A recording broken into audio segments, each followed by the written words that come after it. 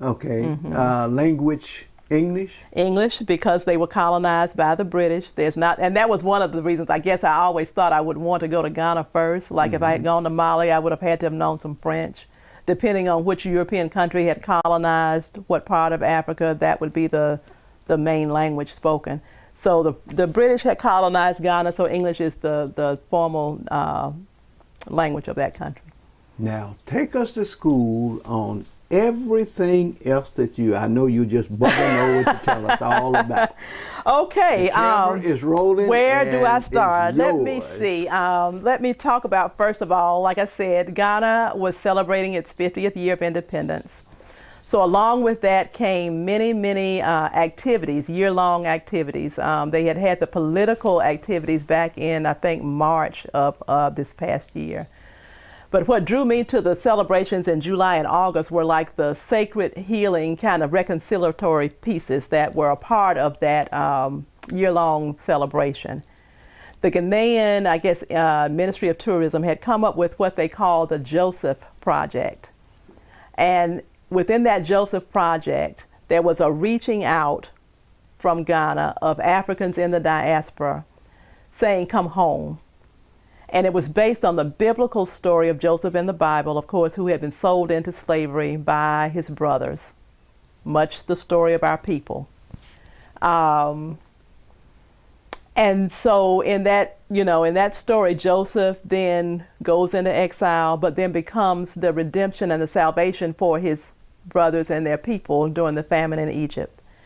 So in much that spirit, Ghanaians were saying to us here, who have so much more in terms of material resources, come home and help us to rebuild. Come home and let us make atonement to you for our role in this, and then let us also begin to build Africa together.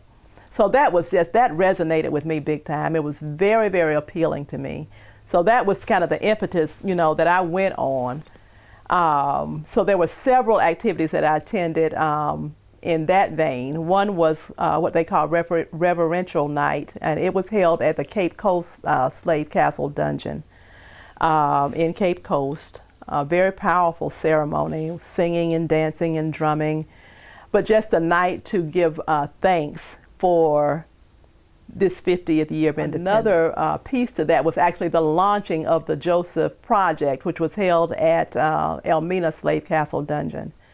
And in that piece, it was an outside affair. Both of them were held outside in the courtyards and what have you.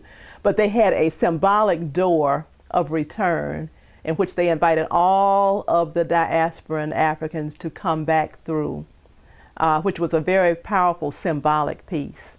Then after you came back through the door, you were given a cloth, and then you were asked to go to a basin that had been provided, at several spots in that courtyard with a traditional African chief at each one. And you just pick one and you go and you wash your hands symbolically with hyssop from the Bible. There's a herb called hyssop, and I forget what the other one was, but it was just a symbolic cleansing.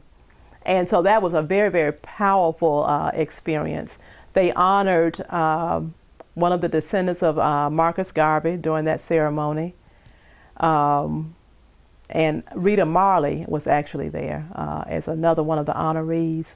But it was those activities to me were so powerful because of what it means for us here in the diaspora to actually, first of all, hear Africans on the continent acknowledge that yes, we were not responsible for the transatlantic slave trade, but we did have some complicity in it. Absolutely. And to acknowledge that, to me was the first step in a healing process. And so those were two of the activities that I attended in connection with that. I think, in fact, I know the most powerful experience that I had, and it's one that I had envisioned for many, many, many years. I can't even remember when I first started to envision that. But if people are familiar with the movie Sankofa, in that movie it's the story of a young African-American woman who is a high priced model who goes to the coast of West Africa to do a film shoot. And in the course of the movie, she gets trapped in one of the slave dungeons. And for people who are not familiar with that term, they call them castles. We call them dungeons because that's what they were. But these are these massive forts that were designed to house captured Africans, sometimes for up to a year before they got enough Africans to load a ship. And so anyway, in Sankofa, this woman gets trapped in one of the dungeons, and she's actually transported back through time and becomes, you know, embodied by an enslaved woman, and tells her story out through the rest of that movie. And I actually got a chance to meet the sister-in-law of the brother who actually wrote Sankofa while I was there at One Africa, because all roads lead to One Africa. So I got a chance to meet her.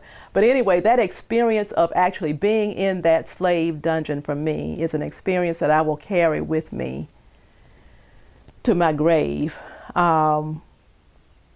It's a very sacred pilgrimage. And much like the Jews go back to those concentration camps to remember, I think every African person who has the opportunity needs to make that pilgrimage to West Africa and visit one of those slave dungeons. Because first of all, it's painful, but it's healing. I can believe that. One of the things that, you know, when I walked onto the grounds, I mean, almost immediately when I walked onto the grounds, you know, just almost of their own accord, the tears started to flow. I would imagine.